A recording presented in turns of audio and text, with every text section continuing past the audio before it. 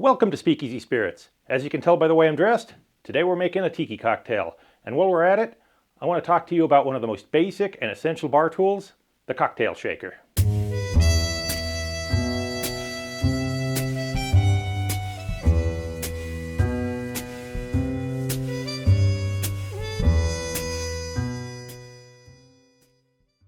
There's basically two kinds of shakers you're going to find in bars. The first is the Boston shaker. This is just two tins, one smaller than the other, and they fit together. You can also get it as a pint glass and a tin, and again, they just fit together. My preference is for two metal tins. I'm always afraid when I'm trying to break these apart, I'm going to break the glass. One thing you want to look for in a good Boston shaker is the base. Now this one has a weighted base. This one is welded all the way around. There's no gaps. Well, this one is a cheaper model. It's much lighter. There's really no weight to it.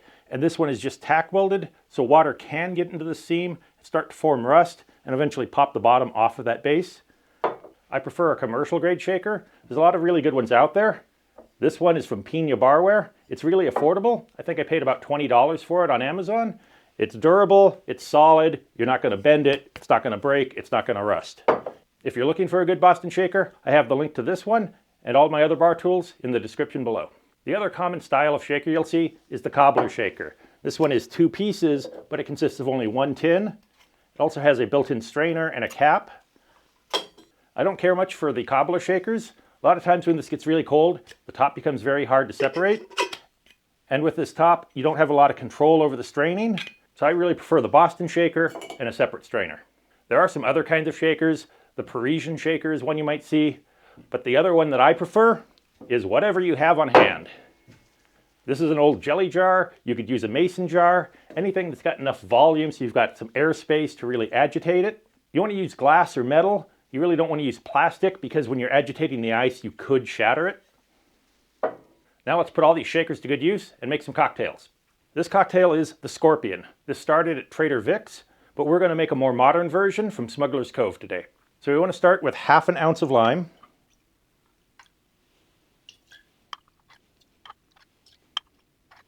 And then 1 ounce of orange juice per cocktail. The Smuggler's Cove recipe calls for simple syrup and orgeat. I'm just going to use the orgeat, which is an almond syrup. So we're going to need 1 ounce per cocktail.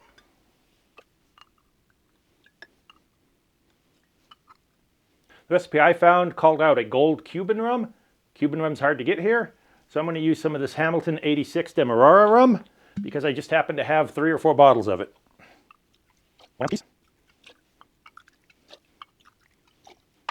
To that we're going to add 1 ounce of London Dry Gin.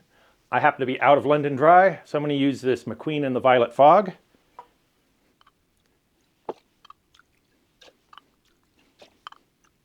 Add some ice to your tins and seal them all up.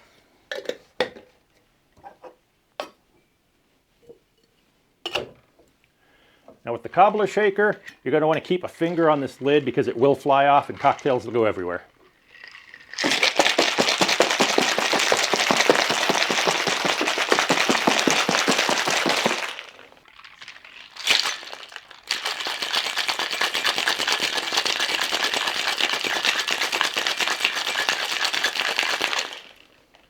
And then you have 4 scorpions. You could just pour this into a tiki mug filled with crushed ice. One thing I failed to mention is this recipe is actually called the Scorpion Bowl.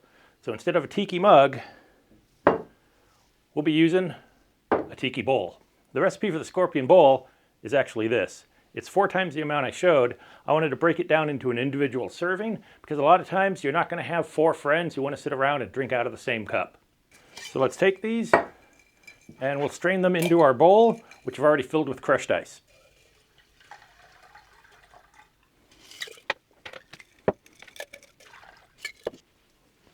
Now the cobbler shaker's got its own built-in strainer, so we'll pour it straight from there. And last, our jar. Now if you've got a wide mouth jar that's big enough to put ice in, it's probably also going to fit a strainer.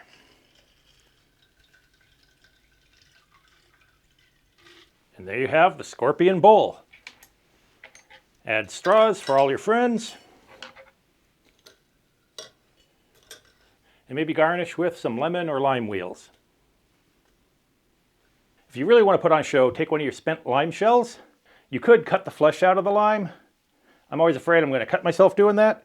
So I just turn it inside out, place that on top of the volcano, take a crouton or a sugar cube, place that in there, soak it with some lemon extract or 151 rum.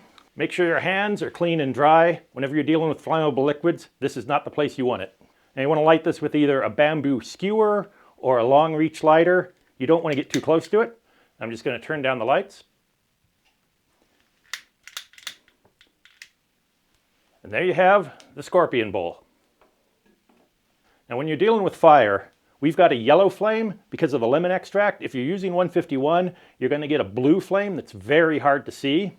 So you want to be very careful. Extinguish that flame before anybody drinks from this. And just to be safe, I'd always remove whatever you had burning before you take a drink. The scorpion's pretty simple for a tiki cocktail, but it's really good. You get some tart from the lemon, sweetness from the orange, the almond of the orgeat. The original recipe used only the rum. I think adding the gin adds another layer of flavors to this, gives it a little bit more depth and complexity. Drinking it as a bowl is the classic recipe, but a lot of times you may not have 4 friends that all want to share one cocktail, which is why I showed you how to scale it down into an individual cocktail. Now, right now it's late November, Christmas is on its way. If you're looking for a gift for a bartender in your life, cocktail shakers would make a great one. One thing I recommend is go with a stainless or chrome finish. You'll see a lot of black, gold, copper colored shakers. Those look great, but as you use them, they tend to wear. That coating will come off and it'll start to look terrible. So if you want to get a lot of use out of your cocktail shakers, always go with stainless or chrome. If you're looking for some good gift ideas, I've got links to all my bar tools in the description. I hope you enjoyed the video. If you did, be sure to like and subscribe. We'll see you next time.